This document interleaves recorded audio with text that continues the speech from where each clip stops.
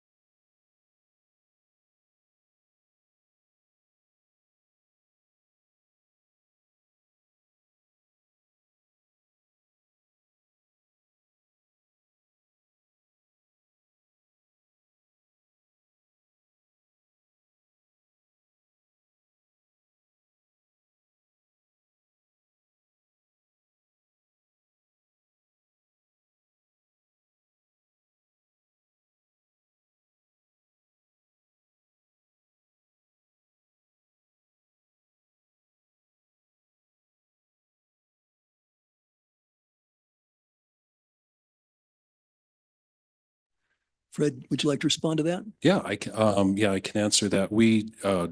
It's a radius. So what we do is we draw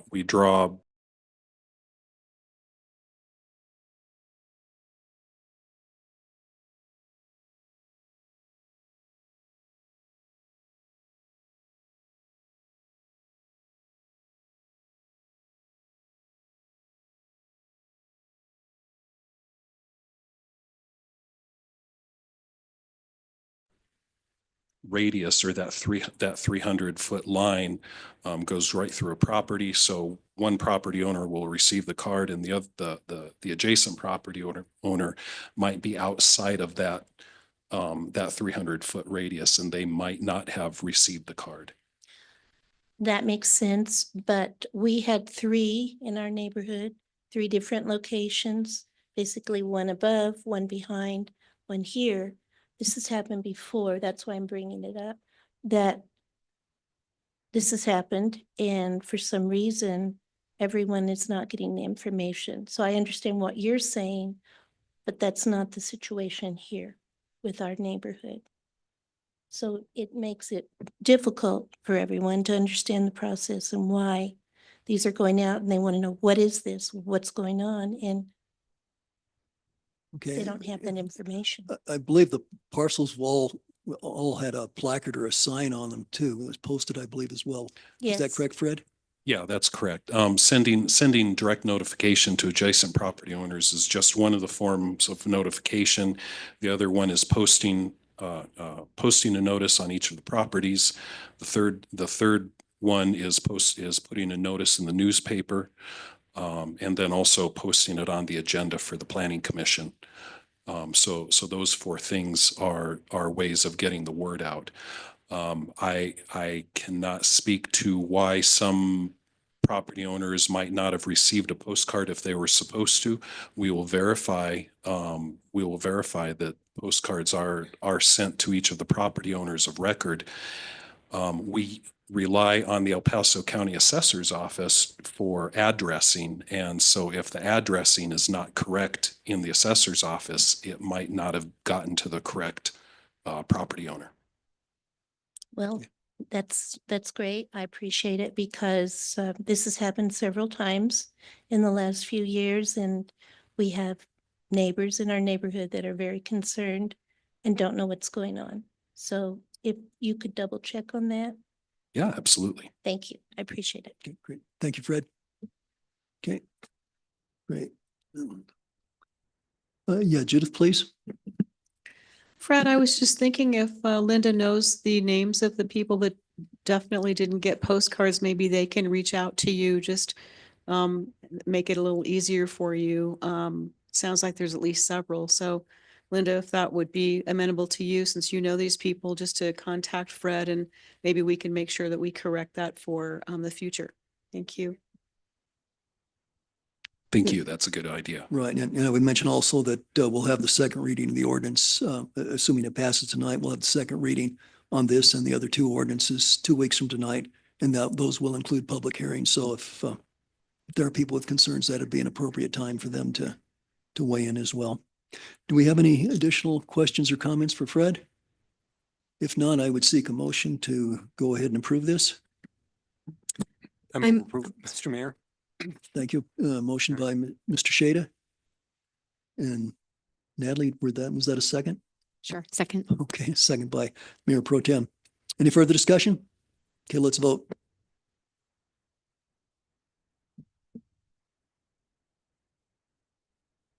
Motion carries unanimously. Okay, great. Our parks surface areas just increased somewhat. Great. Go on to the second item of this ilk, this first reading of ordinance number 0425, an ordinance amending the zoning map of the city of Manitou Springs, rezoning 13 parcels. Schedule numbers are in the agenda. And these are to be rezoned to public facility zone district. Again, Fred, if you'd like to walk us through these. Yeah, these are 13 parcels that are proposed to be rezoned to public facilities. Most of these parcels actually contain things like stormwater retention or things I guess, facilities that are maintained by our public services departments. One of the parcels, I would note that one of the parcels is the Chamber of Commerce property. And that's all, so that is currently zoned commercial and proposed to be rezoned to public facility. Great. Council, do we have any questions for Fred or comments? I'll ask again if there's anyone in the audience who wants to speak to this. I suspect that Fred's answer was sufficient on the first question. Okay. If not, let's, if council's ready, we could entertain this with a motion. I'll move to approve on first reading ordinance 0425. Thank you. Motion by Councilor Chandler. Do we have a second? Second by Councilor Shada. Any discussion, any further discussion? Let's vote.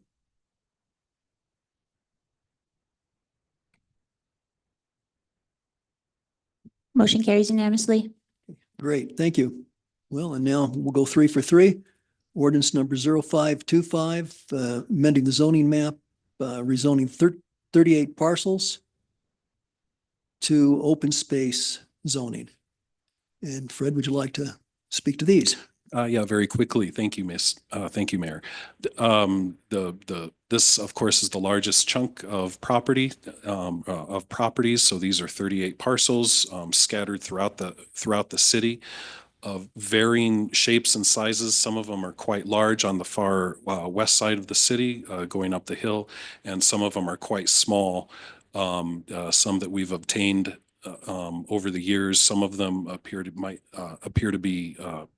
I should say not rights of way, but a lot of them are parcels that are zoned residential that are in either in obsolete subdivisions or older subdivisions that have not been fully developed. Some of them go up towards the Red Mountain open space, as well as on the other side of the Highway 24. We've obtained them over the years. They are not being used for anything, and so therefore are proposed to be rezoned to open space to maintain their open space character. Great, thank you. Council, any questions for Fred? I guess not. I think this fairly simple housekeeping exercise tonight. Well, would anyone like to make a motion? I move approval, Mr. Mayor. Okay, motion by Second. Councilor Shada, seconded by Councilor Weatherholt. Any further discussion? Let's vote.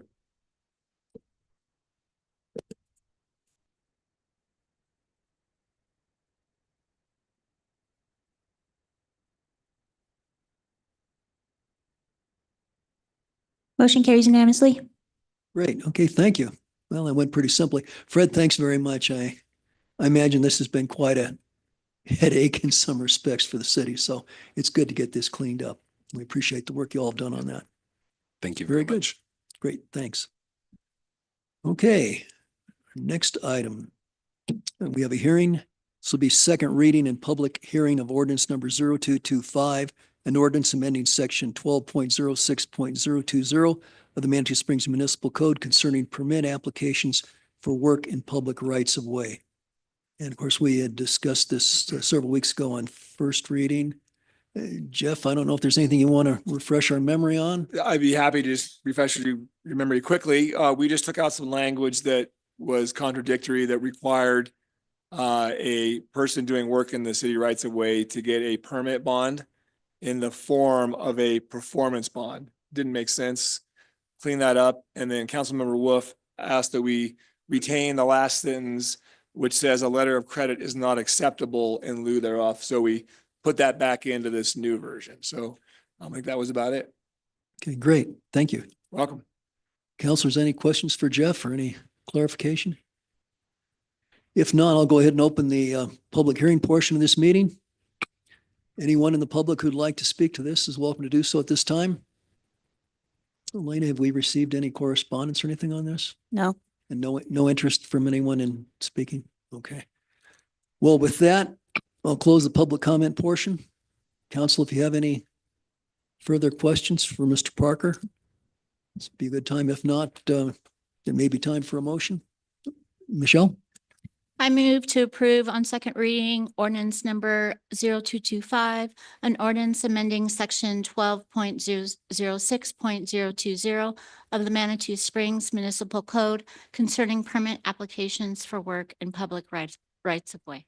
Second. Thank you. Seconded by Counselor Chandler. Any further discussion? Let's vote.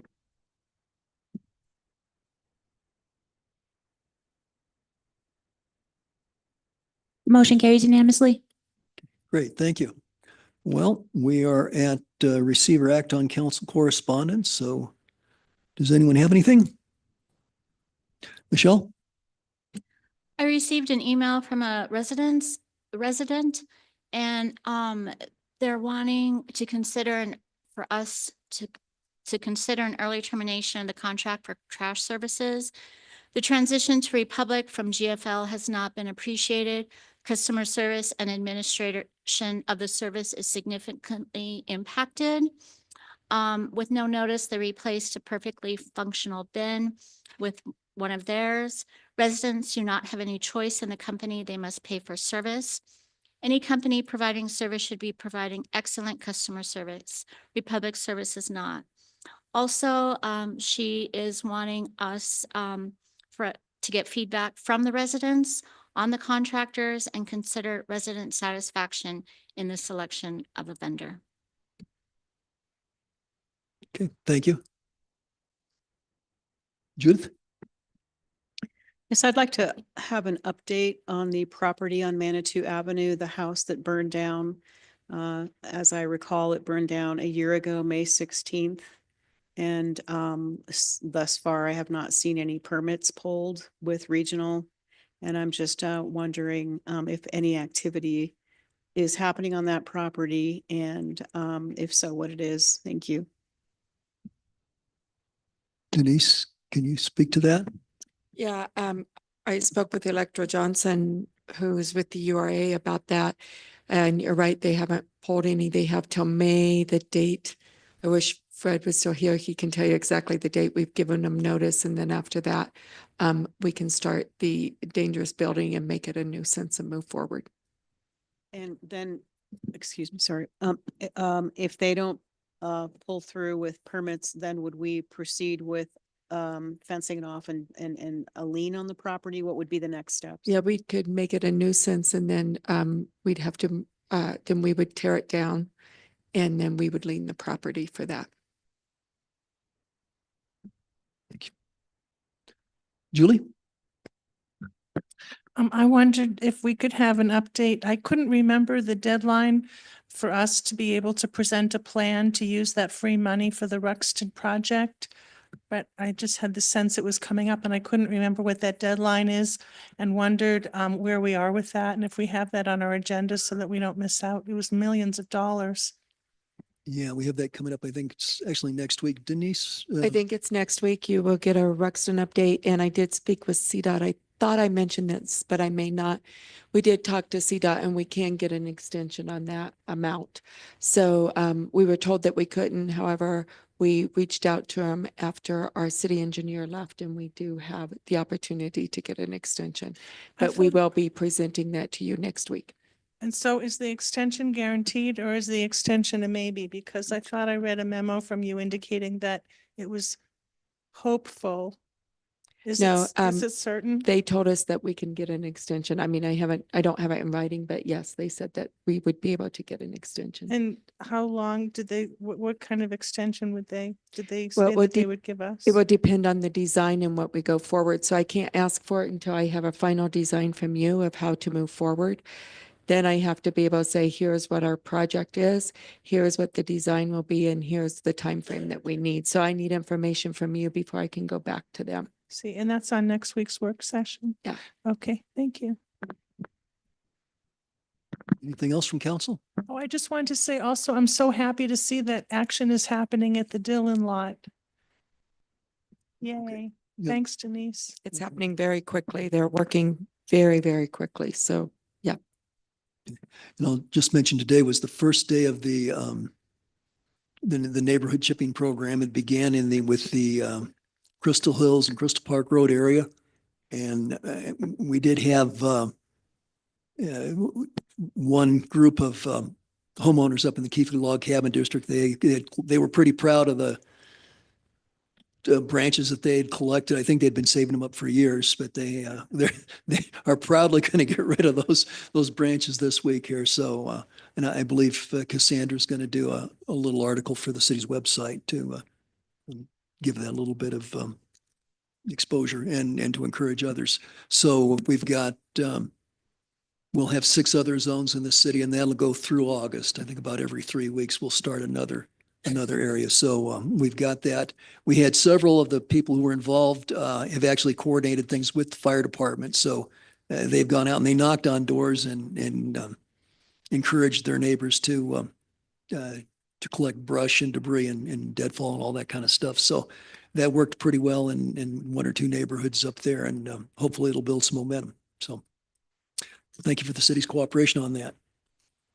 Okay, if there's nothing else from council, we'll go to the city administrator's report. Yeah, regarding the fire mitigation and the cleaning up in the chipper days, hopefully in the next week or so, we'll be announcing the fire department grant program. We're working on the final contracts to get that approved, and then we'll be announcing that. So that will be for our neighbors, and we'll be getting that out. Also, I want to mention that you received something today about the police department was able to arrest somebody for some of the graffiti. We don't know how much, but at least some of it, which is great. And we're moving forward with that. So that was a big success to try to get this graffiti under control as we move forward. And then we also have a chipping day up at Public Works, and I'm trying to find the exact day of that. It's the first weekend of May, I believe, but I will look at that and announce it here in a second. So you can take all of your trees up to Public Works if you don't want to wait till you're the neighborhood, and you can have them chipped up there too. With that, I believe, and then I believe the library issue is being resolved, and we're of course completing a CIRSA claim for our insurance to help cover that cost as we move forward. And I believe that's all I have. Thank you. Okay, great. Thank you. Oh, okay, yeah. But what is the fire department grant for? For individuals to do to protect their homes. So if they want to do fire mitigation around their house, clean up dead wood or whatever it may be, and they want to pay somebody to come and do that.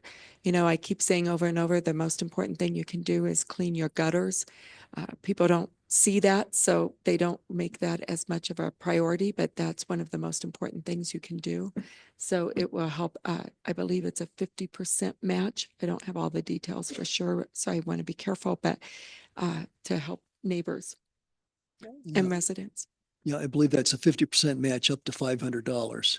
But we probably need to wait and actually hear from the fire department before we announce that. It would be something like that. So it would help people do some significant, fire mitigation.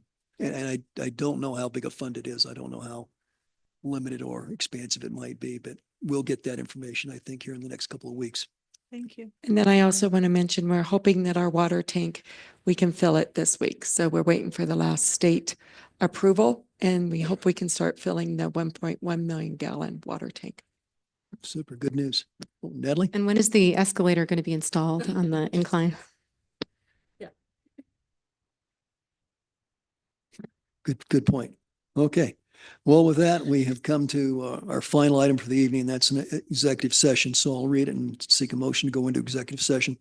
An executive session to determine positions relative to matters that may be subject to negotiations, developing strategy for negotiations, developing and instructing negotiators concerning the management and operation of the incline. I'd seek a motion. So moved. Okay, motion by Mayor Pro Tem and second by Councilor Shada. Let's vote.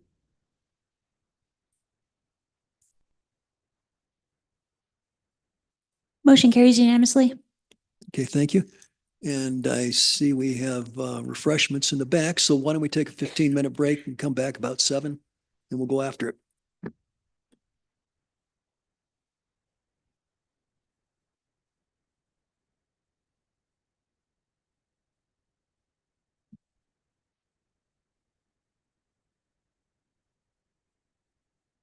Okay, thank you. Thanks.